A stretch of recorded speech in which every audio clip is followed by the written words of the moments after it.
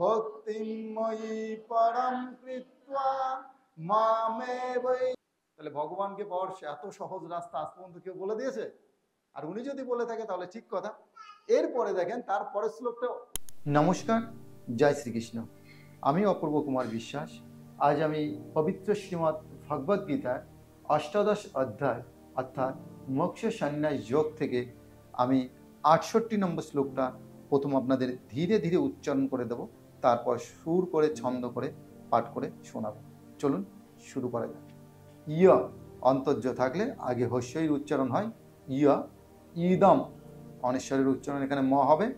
ইয় ইদম পরমম পরমম গুহ্যম পরমম গুহ্যম, এখানে প্রথম চরণ শেষ হবে, দ্বিতীয় চরণ শুরু হচ্ছে। মদ ভক্তে মদ ভক্তে সভি ধাস্যতি মদ ভক্তে সভি ধাস্যতি, দ্বিতীয় চরণ এখানে শেষ হলো।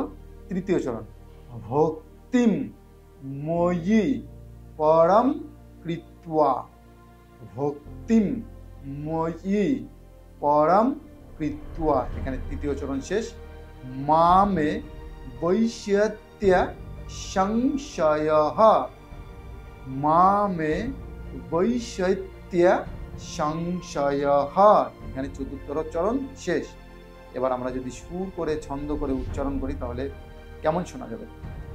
ইয় ইদম পরমম গুহ্যম মদ্ভক্তেষভিধাস্যতি ভক্তিম ময়ি পরম কৃত্বা মামে বৈশ্যত্য সংশয়ঃ।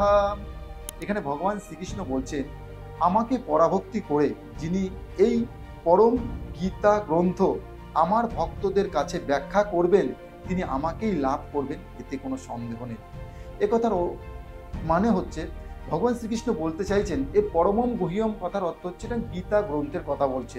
গীতা গ্রন্থ পড়ে যদি ভগবান শ্রীকৃষ্ণের ভক্তদের মধ্যে, যারা ভগবান শ্রীকৃষ্ণকে বিশ্বাস করে সেই ভক্তদের মধ্যে প্রচার করা যায় তাহলে ভগবানকেই প্রাপ্ত করবে, অর্থাৎ ভগবান বলছে আমাকেই প্রাপ্ত করবে, এতে কোনো সন্দেহ নেই। আমরা সবসময় ভগবানকে পাওয়ার জন্য নানান রকম পূজা আশ্রা করে থাকি, সেই সঙ্গে সঙ্গে ভগবান বলছে গীতা পড়ুন এবং গীতার এই প্রচার আমার ভক্তদের মধ্যে করুন, তবেই কিন্তু আমাকেই প্রাপ্ত করবেন, এতে কোনো সন্দেহ থাকবে না। মানে ভগবান শ্রীকৃষ্ণ গ্যারান্টি দিচ্ছেন ভগবদ গীতা পড়ে যে ব্যক্তি মানুষের মধ্যে প্রচার করবে তিনি স্বয়ং ভগবানকেই পাবেন। নমস্কার, জয় শ্রীকৃষ্ণ।